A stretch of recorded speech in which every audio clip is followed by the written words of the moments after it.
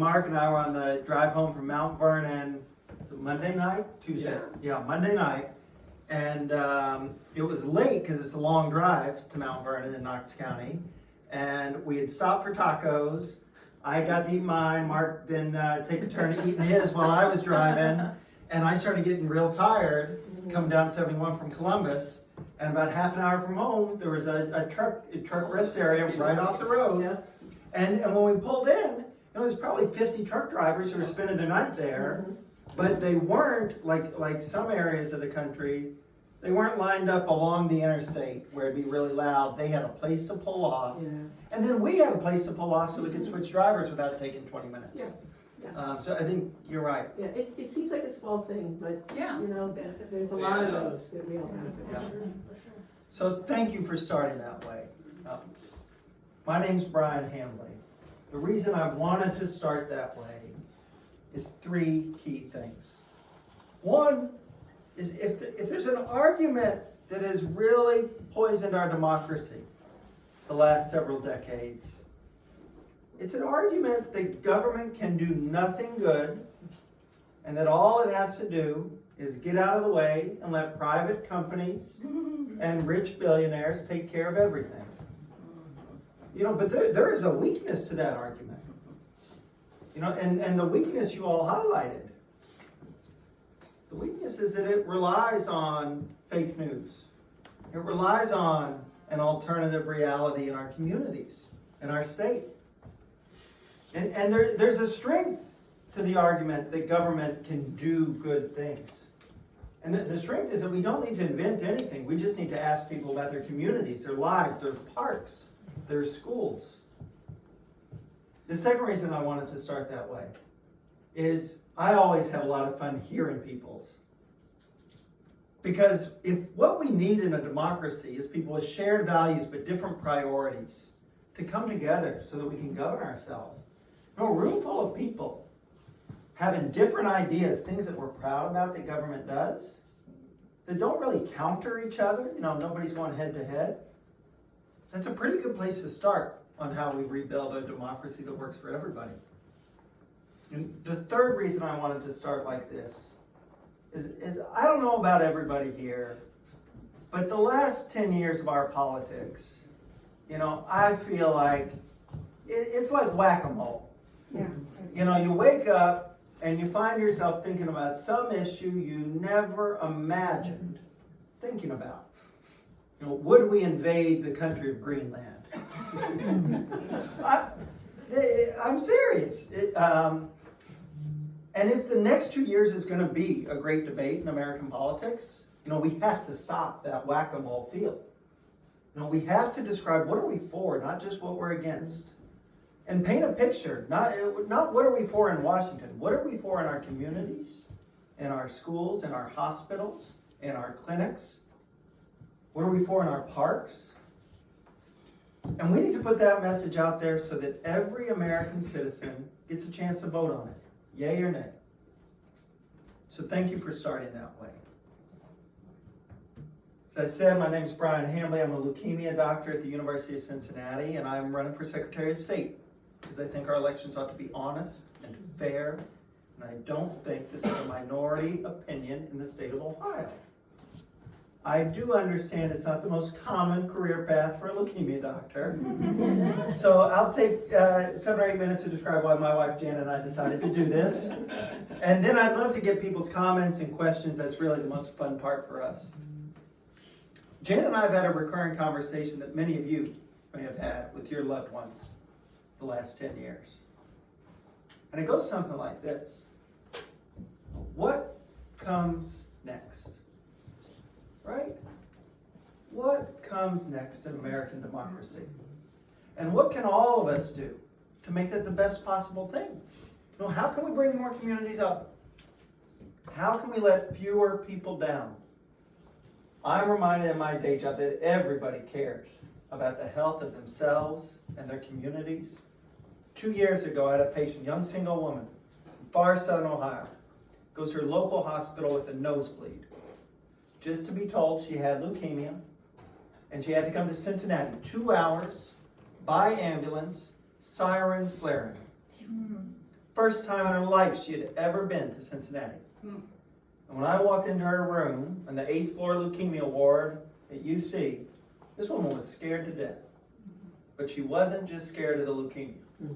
She was scared that her new high deductible health plan, this woman had insurance, was going to give her too much copay to be able to afford Christmas presents for her kids that year. She was afraid her insurance company was going to deny the chemotherapy she needed because she'd had many friends where insurance had played this deny game. And she was afraid that she'd spend the next 2 years driving back and forth to Cincinnati because all of the local hospitals and clinics that could have provided at least some of her care had either been consolidated down or closed entirely. I mean, these were her fears.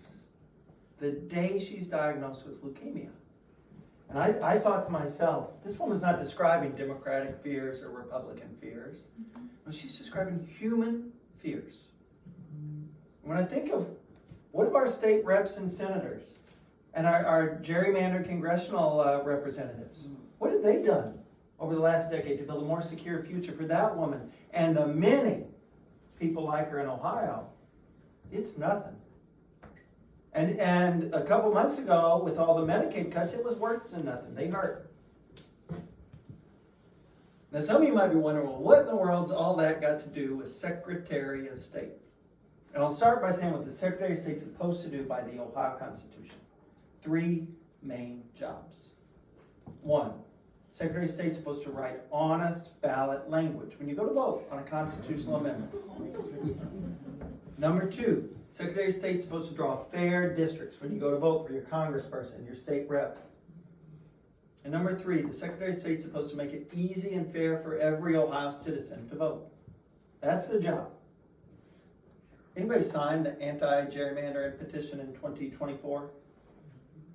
Oh, great. Wow. So thank you for that. I don't have to tell everybody in this room that in Ohio, unfortunately, the last 6 years, we've had a Secretary of State who has doubled down on gerrymandering, disenfranchising millions of Ohioans. Democrats and Republicans alike get hurt by gerrymandering. We have a Secretary of State who now twice has used dishonest ballot language, of all things, putting his thumb on the scale so that he could get his way, rather than just let Ohio voters get their way. And we have a Secretary of State who every chance he gets makes it a little bit harder for people to vote, especially people he doesn't think are likely to vote for him. That's what we have. But if talking about a down ballot race that honestly many people forget exists, a year and 3 months out from an election should be about anything, it's got to be about imagining better Ohio. We should imagine Ohio where our districts are drawn, not by the politicians who sit in those seats, but by an independent redistricting commission. This is not pie in the sky. Other states do it. Michigan does it. Idaho does it. Virginia does it. It works really well. We should do it here in Ohio. And the way we should do it is by putting the same League of Women Voters anti-gerrymandering amendment from 24 back on the ballot in 2027, but with clear, honest ballot language. And then people in Ohio can make their own decisions.